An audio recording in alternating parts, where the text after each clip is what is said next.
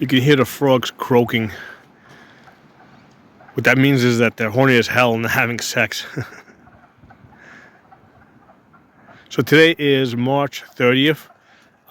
It's been a very long winter. It started early in December, and it's extended now, like towards the end of March. Last year they had all like finished mating by pretty much by April 15th to 17th. This year around the 15th, it warmed up a little bit, and I think maybe it was like 2 or 3 out there that were mating. But then it got cold again, and they just basically went back down under. Now I think it was like warm last night, and it's about 62 degrees right now. So now I can hear. I haven't even gone near the water yet, but I can hear them, and actually from here I can see ripples on the surface of the water, which means that they're busy. So when I get close, they're gonna stop croaking. So let's try to quietly sneak up on them.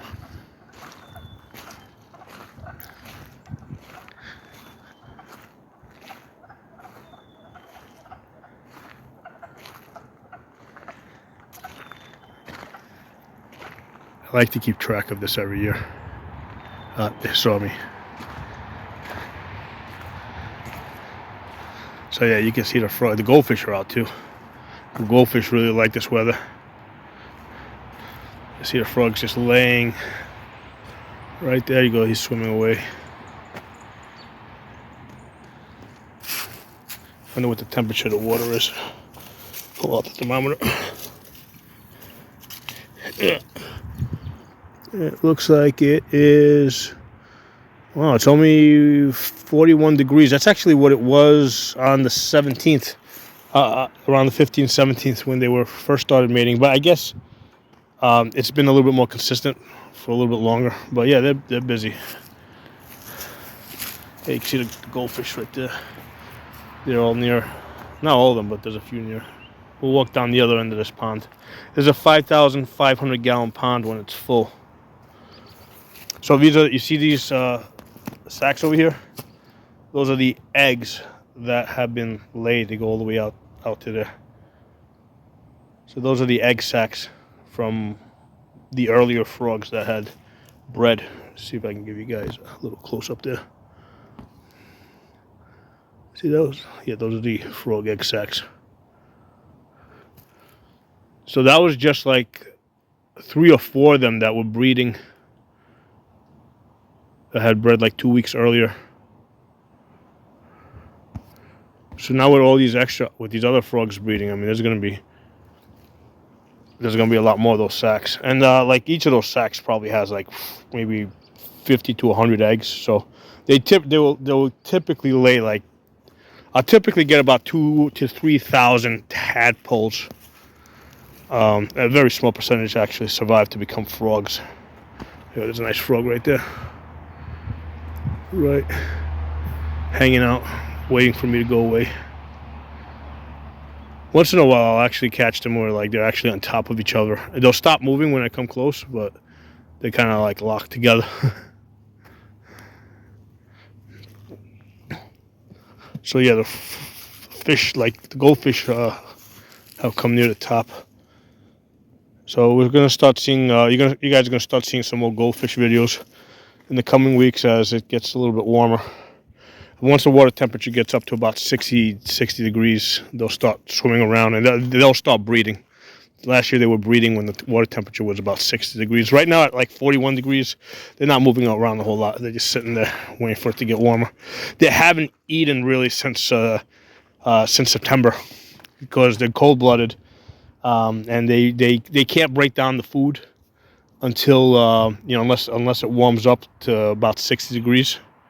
So they don't eat from like September until like April. So it's a hard life, and I do get. I mean, they don't all survive. There is a die-off. I think out of some 500 goldfish I had in here, I think I counted about 17 floaters that had died after the ice had melted. And then they kind kind of sank to the bottom. So I have to take a count as soon as the ice melts. Now there's another sack in there. This one's white. I think that's what that white sack. I think that those are salamander sacks, because I get lots of salamanders in here, and I have seen them swimming over the last 2 days. So they last couple of weeks they've been. I've seen a few of them, so they're probably breeding. I mean, they're not probably. They're definitely breeding too.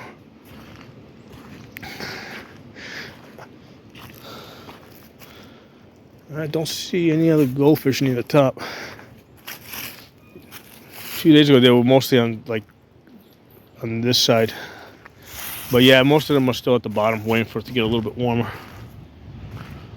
So yeah, I do these videos to kind of keep track of their cycles. Like the yearly cycle of what they're doing at what time and what the water temperature is when they're doing it. So this bend right here is the deepest point. So when this pond is full, it's about 4 feet deep here, and then basically it gets gradually to it gets like 2 feet deep at that end over there. So it's 4 feet here, then like 3 feet there, and then 2 feet near the end, and then on this side, so we said 4 feet here at the bend. Okay, then here it gets down to about 2.5 feet.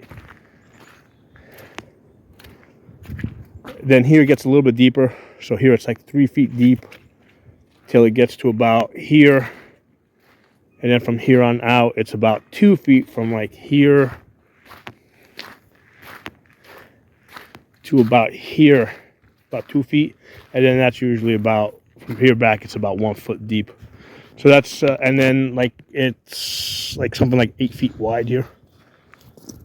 So it's somewhere between like 5 to 8 feet wide, depending on where it is. Like over here is the widest point.